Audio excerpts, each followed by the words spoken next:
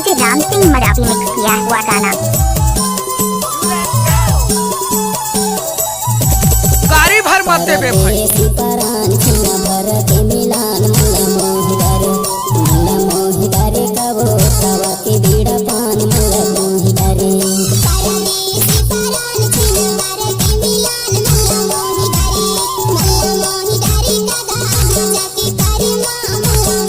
फूल है गुलाब का सुगंध लिया करो मिक्स है राम सिंह का मजा लिया करो।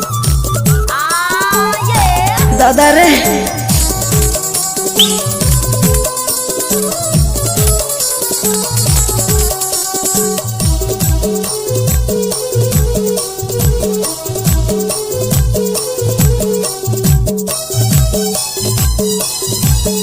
नाच ना वो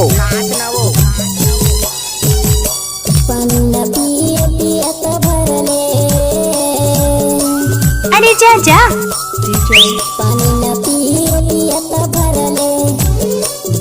गजब आइटम है रे।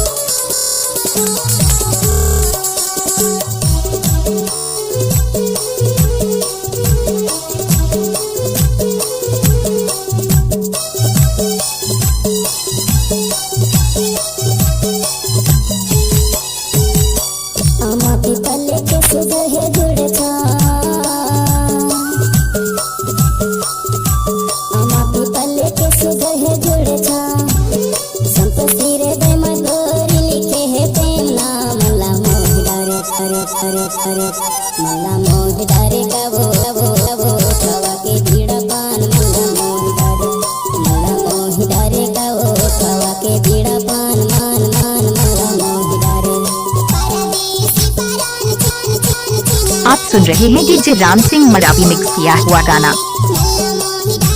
फूल है गुलाब का सुगंध लिया करो मिक्स है राम सिंह का मजा लिया करो।